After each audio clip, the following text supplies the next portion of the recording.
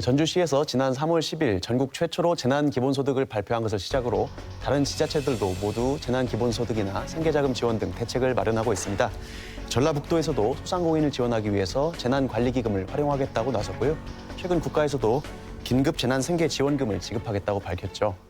재난수당, 워낙 신청 요건도 복잡하고 종류도 다양해서 시청자분들도 많이 헷갈리고 혼동되실 텐데요. 그래서 오늘 이슈 인사이드에서는 전라북도와 전주시를 중심으로 해서 재난수당에 대해서 이야기 듣는 시간 가지겠습니다.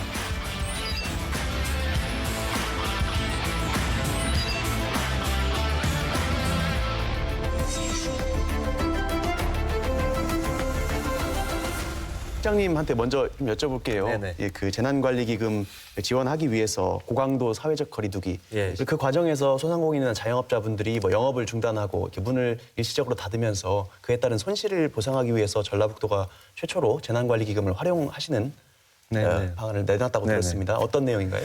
우선 이 정부가 고강도의 사회적 거리두기 운동을 하면서 보건복지부에서 그동안 이렇게 발생 빈도를 볼 때 위험한 업종을 좀 선택을 했습니다. 종교시설, 그다음에 무도학원, 체력단련장 등 유흥시설 등 해서 10개 업종에 대해서 행정명령을 발동했어요. 우리 전라북도에서 볼 때는 시군과 협의를 해가지고 좀 더 위험하다고 본 것이 이제 PC방, 그다음에 노래 연습장, 학원, 콜센터, 영화관에서 저희들이 5개를 추가로 지정을 했습니다. 네. 즉 15개 업종을 15개 업종에 대해서 행정명령을 내렸는데 여기에 좀 문제가 있어요.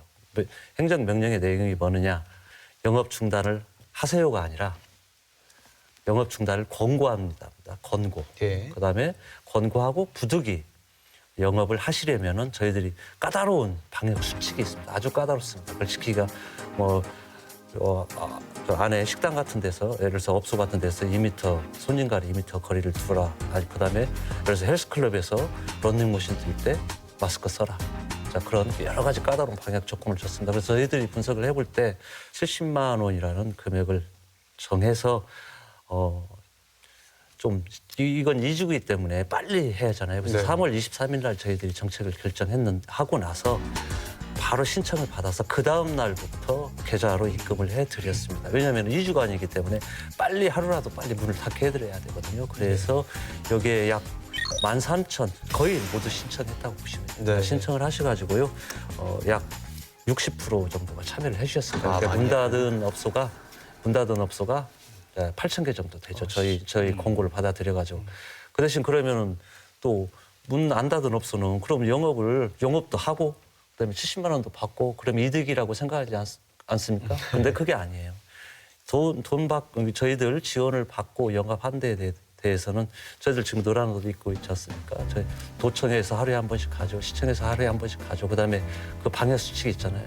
그 방역 수칙을 지키려면은 돈이 들게 돼 있어요. 소독제도 사야죠. 그다음에 PC방 같은 경우는 2m 거리를 두려면은 손님을 제한을 해야 됩니다. 그래서 영업하시는 분들도 영업 손실이 나거든요. 그럼 방역에 드는 비용. 예. 즉 저희들은 영업 중단에 따른 손실 비용, 그다음에 또 부득이 영업을 하시는 분들에 대해서는 방역 비용 70만 원을 들은 거기 때문에 이건 단순한 어떤 긴급지원금이 현재 정부에서 하고 있는 긴급지원금하고는 본질적으로는 다르고요. 네. 이것은 전적으로 방역을 위한 긴급지원금이었습니다. 시에서는 저는 잘 모르지만 아마 약간은 복지의 관점에서 접근하시는 것 같아요. 그래서 전주시가 전국 지자체 중에서는 최초로 재난기본소득 관련한 계획도 발표를 하고 최근에부터 신청을 받고 있다고 하는데 내용이 읽어보니까 쉽지는 않더라고요. 좀 설명을 해주시겠어요? 전주 재난기본소득은 경제의 어려운 시기에 더 어렵지만 또 정부나 우리 지방정부의 추경에서도 배제된 그런 분들의 정책 사각지대에 있는 분들, 다시 말씀드리면 빈곤하지만 수급 대상자가 되지 못하는 일명 비수급 빈곤층이라고 하거든요. 예. 그런 분들 대상으로 저희가 하게 되는데 좀 제가 기준이 좀 복잡하다 하신 분들이 있어요. 예, 복잡하던데. 네, 쉽게 말씀드리면 원래 시적으로 많이 어려우신 분들, 그럼에도 불구하고 정부 정책을 지원을 받지 못하는 분들, 그리고 그렇다면 이 순위는 이분들보다 조금 낮지만 코로나 위기 동안 2, 3월 동안 2월, 3월, 4월 소득이 감소해서 어려운 분들을 대상으로 했다는 점을 말씀드립니다.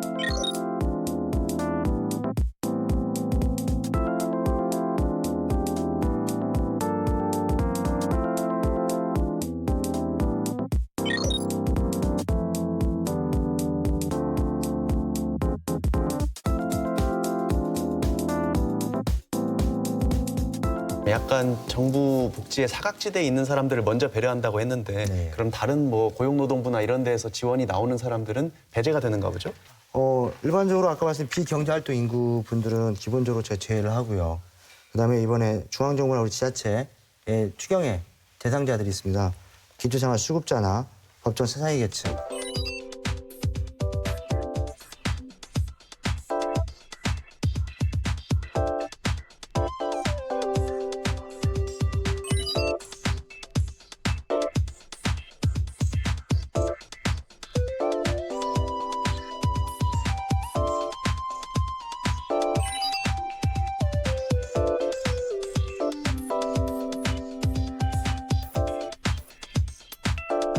아시다시피 우리 전주형 재난기본소득의 가장 큰 원칙 중에 하나가 신속성이거든요. 맞습니다. 쉽게 말하면 시급성, 빨리 이 부분이 지원이 돼서 어떤 코로나19나 위기 상황을 빨리 조금이나마 100% 극복은 아니지만 일부 극복할 수 있는 마중물이 되는데 어떻게 보면 큰 목적이 사실 있다고 보거든요.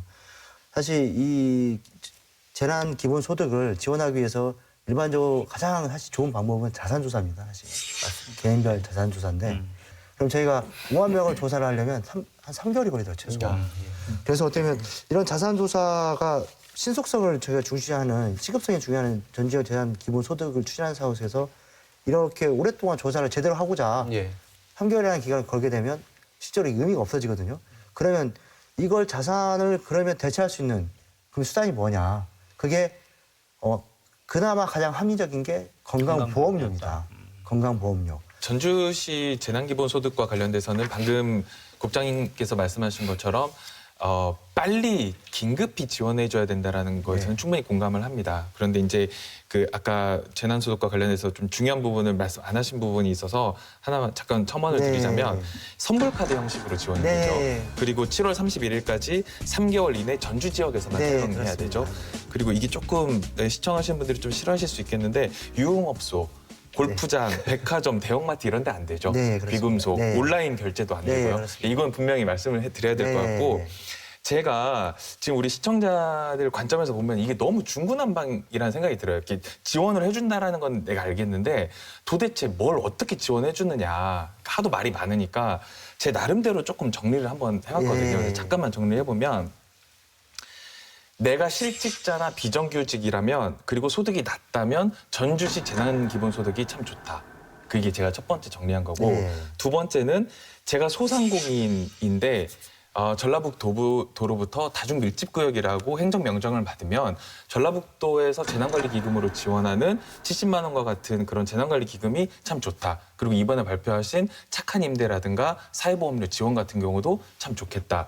그다음 세 번째, 내가 회사를 다닌 근로자인데 회사가 유급으로 휴업을 하는 게 아니고 무급으로 휴업하기로 했다라고 한다면 최근에 발표된 고용노동부에서 나온 무급 휴업 휴직 근로자 지원 같은 거가 참 좋은데 여기에서 무급 휴업이나 휴직 근로자에게 긴급 생활 안정 자금을 10만 명 대상으로 2달간 월 50만 원씩 주기로 했습니다.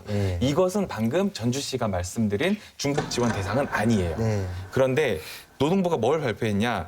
무급 휴업 휴직 노동자랑 특수 형태 근로 종사자는 긴급 복지 지원을 하겠다. 4인 기준으로 123만 원, 중위소득 75% 이하에는 지원하겠다라고 했는데 이게 전주시 재난기본소득하고 곧 문재인 정부가 발표한 하위 70% 기준 거기하고는 중복이 안 된다라고 노동부가 이번에 기자회견에서 발표를 했거든요. 그러니까 이 세 가지만 정확하게 끌고 가다가 이제 보편적으로 하위 70%는 다음 주에 그 기준을 발표한다고 했으니까 시청자분들은 그렇게 이해하시면 좀 간단하지 않을까 싶습니다. 일부 시민들도 저희가 이걸 진행하고 있는데 저희가 이제 이 좀 홍보나 시민들한테 알려주기 위해서 대외적으로 이렇게 플랜카드를 거르다 보니까 정부에서 추진하는 긴급 재난 지원금 이 부분과 헷갈려 좀 혼동이 되셔서 여쭤보는 건 그걸 여쭤보면서 또 우리 걸 또 이렇게 좀 혼동이 좀 있더라고요. 근데 분명한 것은 정부에서는 그 전국적인 차원에서 소득 하위 70%한테 준다고 하면 저희는 전주시 자체에서 그리고 또 전 정부는 가구별로 1인 가구, 2인 가구, 3인 가구, 4인 가구별 수에 따라서 차등을 최대 100만 원까지 준다는 개념이고 저희 같은 경우는 가구와 상관없이 개인별로 개인별 지급이 원칙입니다. 그래서 어떻게 보면 부모가 지역가입자여서 1순위에 들어가고 자제분이 또 별도의 자기 비임금 굴려서 일을 하거나 또 사모님이 따로 이렇게 하게 되면 한 가정에 세 명도 받을 수 있는 구조인 거예요. 지금 그 이야기를 아까 제가 이야기했던 거고. 근데 참 재미있다고 제가 생각이 드는 것은 방금도 이야기했지만 신속성이 중요하다고 한다면 어쨌든 선별적으로 주는 것은 어쨌든 행정 비용이 들어가고 시간이 걸린다는 거예요. 그러니까 가까운 곳, 뭐 군산 같은 거 보십시오. 그냥 아예 10만 원씩 모든 사람한테 주겠다 일단. 그러면 아무도 거기에 대해서 무슨 뭐 이상하게 생각할 이유가 없잖아. 그냥 주는가 보다. 전 시민한테 다 주는 것이니까. 근데 우리는 이제 조금 달랐죠. 물론 액수가 좀 많아지기는 많아졌지만 방법론적으로 이제 무엇이 더 정말 훌륭했는지 나중에 또 좀 평가가 되겠지만 기본적으로 이제 이게 쟁점인 것 같아요. 그 얘기를 먼저 해볼까요? 예. 우리가 뭐 선별을 하는 것이 좋으냐 아니면 보편적으로 복지를 주는 것이 좋으냐 이 부분은 실장님도 의견이 있으실 것 같은데요. 물론 재원이 우리 뭐 국가 전체적으로 또는 우리 지방 지원이 무한정 많이 있다면 전 국민에게 모두 많이 드리면 좋겠죠. 그러니까 그 순간순간에 어떤 상황에 따라서 선택을 하느냐 그것은 그때 맞습니다. 순간에 그다음에 재정의 규모도 생각을 해야 돼요. 규모를 생각해서 효율적으로 어느 분야에 효율적으로 투자를 하느냐. 그런데 이 정책의 선택을 한 당사자는 비난을 받을 수밖에 없습니다. 네. 그렇죠. 그렇게 그러니까 네. 지금 현재 코로나19 때문에 이렇게 지원해 주는 것들을 한번 타 지자체를 한번 보면은 그 일단 무조건 10만 원씩 주는 경기도 같은 경우는 이제 광역 지자체로는 경기도밖에 없지 않습니까? 사실 제가 알고 있기로는 기초 지자체 수준에서는 군산시, 울주군, 부산광역시, 기장군 이 정도 10만 원 정도 주는 거거든요.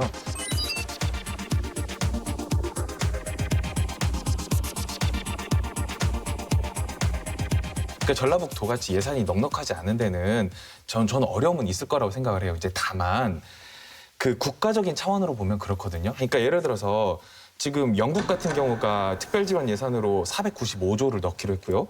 이탈리아가 466조, 프랑스가 685조를 넣었는데 우리나라가 11조 7천억 고작 넣으면서 세입경정 3조 빼면은 한 8, 9조 남는 거거든요. 이것 가지고 이게 GDP 규모로 봤을 때 전 너무 적다. 그런데 이제 아까 교수님 말씀하신 것처럼 선별 말고 저도 그냥 도민의 입장으로 보면은 국가적인 차원으로는 그냥 공평하게 나눠줬으면 좋겠어요. 왜 그러냐면 이게 보건사회연구원에서 조사한 결과가 있는데요. 2018년도 시행된 아동수당 있지 않습니까? 이게 소득 상위 10%를 가정에서 줄 때 우리가 추가 비용이 드는 게 한 달에 90억 정도였거든요. 그런데 이 상위 10%인 고소득층을 가려내는 데 드는 행정 비용이 매년 1,000억 원입니다. 그러니까 가려내는데 시간과 비용을 들 바에는 차라리 주고 그 다음에 연말정산이나 어떤 새로운 뭐 종합소득세 부과할 때 거기서 어떤 걸 할 수 있지 않을까. 그러니까 일단은 저는 전주시나 전라북도는 거기 우리 예산에 맞게 잘한 거라고 저는 생각해요. 예, 그런데 국가가 이제 하는 것에 대해서는 좀 보편복지로 가는 게 맞지 않나 이런 생각이 아니 그러니까 들었습니다. 이 일이 끝나고 나서 순서가 저는 먼저 국가가 하고 그리고 지자체가 했으면 좋았을 텐데 우리 전주시가 먼저 하고 나니 네. 이것들이 조금씩 파급 효과를 내면서 중앙정부를 움직이게 됐고 중앙정부에서 긴급 재난지원금이라고 하는 것을 이제 만들어서 하기 시작하는 거잖아요. 더더군다나 70%로 지금 하는 거예요. 하위 70%라고 하면 거의 많은 사람들이 주는 거 아니겠습니까? 예, 주는 거고 그와 별개로 이제 광역단체나 지방정부에서는 또 얹어서 주는 것이란 말이에요. 근데 그 지자체나 광역자치단체의 역량에 따라서 혹은 뭐 재정 그 자립도에 따라서 사실 어때요? 키높이가 달라질 수밖에 없게 되는 것이죠. 예를 들자면 뭐 경기도 중에서도 예를 들자면 파주시나 뭐 혹은 화성시 같은 경우에는 4인 가구로 따지면 그냥 맥시멈 300만 원도 가져가는 데가 있어요. 예를 들자면. 그러나 충청도 같은 데에서는 우리 중앙정부가 주는 걸로 가름하겠다. 더 이상 안 하겠다. 이렇게 이야기하는 것도 있는 것이죠. 그러니까 똑같이 중앙정부에서 시행하는 제도라고 한다면 그 우산 아래 모든 사람들이 공평하게 될 수 있도록 해줬어야 되는데 실제로 그렇게 하지도 못했다는 것이죠, 결국은. 예, 그렇기 때문에 지역 간 차이가 발생하고 나서 보니 도대체 이것을 우리는 과연 어떻게 이해를 해야 될 것인가라고 하는 국민들 사이에도 굉장히 의구심이 지킬 수밖에 없는 것이 현 상황이다라고 하는 것이죠. 금액 얘기가 나왔으니까요. 재난관리기금 얘기도 한번 해볼게요. 아까 재정 여건 때문에 이제 선택을 하셨다고 하셨는데 어쨌든 2주간 영업 중단한 데에 대한 이제 보상이랄까요? 그게 70만 원이지 않습니까? 네. 뭐 재정 여건상으로는 많은 금액이라고 볼 수도 있겠지만 받는 사람 입장에선 그렇게 또 큰 금액이라고 하긴 어려운데 현재 기금 여건상 뭐 앞으로 추가적인 그 추가 지급이나 이런 것들은 계획은 없는 건가요? 불가능한 건가요? 그분들 이번 재난관리기금 사업명이 행정 대상 명령 시설 긴급 지원금입니다. 그러니까 이건 이제 종료가 됐고요. 예. 이제 한번 또 우리 도 전체 현재 로드맵을 한번 정리를 해보면은 지난번에 전국에서 제일 빠르게 추경을 했고요. 또 저희들이 이 100억을 이번 그 긴급 지원금에 93억이 소요가 됐습니다. 그런데 또 이제 정부에서 지급하기로 한 긴급 지원금에 저희들이 좀 기대했던 건 전액 국고였는데 국고가 80%, 20%는 예. 지방비 부담인데요. 8대 1로 해야죠. 저희가 또 그것도 걱정을 해야 됩니다. 어쨌든 14개 시군은 자기 몫만 부담하면 되거든요. 근데 우리 도는 저기 14개 시군에 전부 도비를 줘야 되는 고민이 있습니다. 그래서 그런 돈 또 생각을 해야 되고 총선 이후에 과연 예. 현재 이게 기본적인 안만 나왔고 정부의 지침이 확정이 되면은 그에 대한 지방비 부담을 한 다음에 저희들이 또 생각을 해보려고 합니다. 저희들이 어떻게 보면은 저희들이 1회 추경 때는 좀 어려운 분들 중심으로 줬는데 다행히 정부에서 이번에 거의 70% 하위 70%까지는 주니까 저희들 입장에서는 저희 정책을 상당히 많이 중앙정부 지원금이 보완을 해주고 있다고 생각합니다. 저희들은 선별적으로 어려운 분들한테 드렸고 그다음에 중앙정부는 그래도 어느 정도 50%가 50%로 하지 않느냐 했는데 70%까지 올려가지고 예. 뭐 어쨌든 일률적으로 줄 것이고 그래서 저희 도와 중앙정부가 시책이 조화를 이뤘는데 그러고 나서도 사각지대가 나올 수가 있을 것입니다. 그런 때는 또 그거에 대해서도 저희들이 앞으로 좀 고민을 재원의 규모를 봐가면서 고민을 해갈 계획입니다. 오늘 사실 시 측 정책 얘기도 듣고 도의 정책 얘기도 들었는데 초기에도 말씀하셨지만 약간 좀 관점은 다르지 않습니까? 뭐 도에서는 방역 위주라고 하셨고 시에서는 약간 복지 관점이라고 하셨는데 어떻게 보면 도에서는 가게를 닫아라라는 취지로 좀 돈을 지원해주는 셈이고 시에서는 기본소득을 주면서 가게에 가서 돈을 쓰라 약간 이런 식으로 정책을 하고 있는데 이게 뭐 충돌된다고 봐야 될까요? 아니면 서로 뭐 보완되는 정책이라고 봐야 될까요? 결국에는 우리 전주형 재난기본소득이나 전라북도 재난관리기금도 저희도 또 실적으로 더 어려운 시민들한테 직접적으로 현금을 줘서 생계 보탬도 주고 또 그분들이 일부 지역에서 소비를 함으로 해서 지역 경제를 살리는 데 목적이 있다고 보면 사실 아까 우리 시장님도 말씀하셨지만 전라북도 재난관리기금이 집단 감염을 방역이 사실 기본적인 목적이라고 한다면 우려가 있는 시설에 있는 영업주들한테 영업 정지나 이런 손실들을 보상함으로써 어떻게 보면 그분한테 생계를 지원하는 또 다른 결과적인 목적을 이루거든요. 또 그런 점에서 결과적으로는 많이 사실 목적이 제안한 바는 비슷하다고 봅니다. 네, 근데 저는 전주시 정책도 너무 좋고 전라북도 정책도 너무 좋은데 좀 하나 조금 이렇게 꼭 그 부탁드리고 싶은 게 하나가 있는데 뭐냐면요. 일반 도민들이나 시민들 입장에서 잘 모릅니다, 사실. 특히 하위소득 70%라고 하면 모릅니다. 여기 있는 분들 아마 다 모르실걸요?